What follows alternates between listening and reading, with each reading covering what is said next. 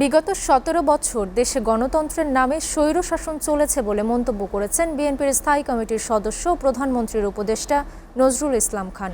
সকালে জাতীয় প্রেস ক্লাবে কাজী জাফর আহমেদের ১১তম মৃত্যুবার্ষিকী উপলক্ষে আয়োজিত স্মরণ সভায় তিনি বলেন, দীর্ঘ সময় প্রশাসনকে দলীয়করণের মাধ্যমে ধ্বংস করা হয়েছে, ফলে সরকারকে এখন বিভিন্ন সংকট মোকাবিলায় বেগ পেতে হচ্ছে।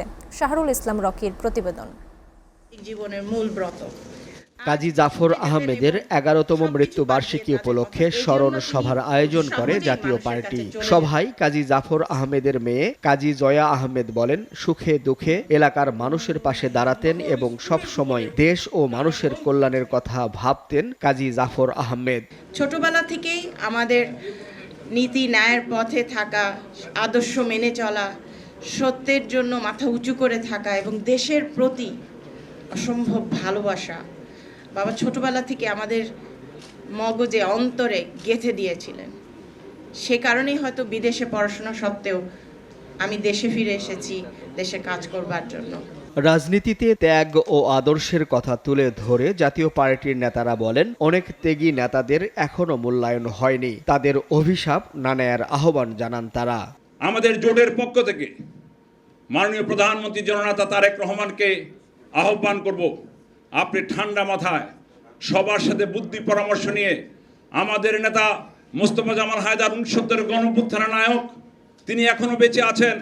একজন তথ্য উপদেষ্টার কাহিনী দেখতেছিলাম, কি নির্লজ্জ, কি ঘৃণ্য এই সমস্ত ব্যক্তিরা আজকে প্রধানমন্ত্রীর উপদেষ্টা হয়ে জাতিরকে মাথা নত করেছে।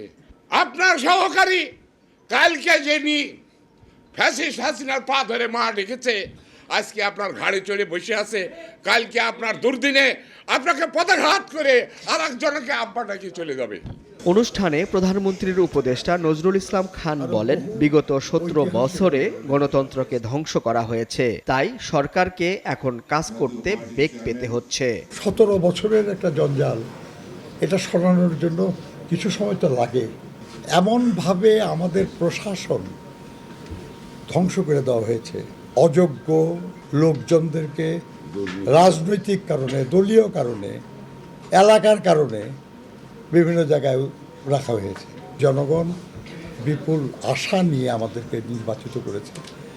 আমাদের প্রধানমন্ত্রী জনাব তারেক রহমানের নেতৃত্বে আমরা তাদের সেই আশা পূরণ করার জন্য কাজ শুরু করেছি। অতীতের রাজনৈতিক অভিজ্ঞতাকে কাজে লাগিয়ে গণতান্ত্রিক বাংলাদেশ বিনির্মাণে সবাইকে দায়িত্বশীল ভূমিকা রাখার আহ্বান জানান বক্তারা।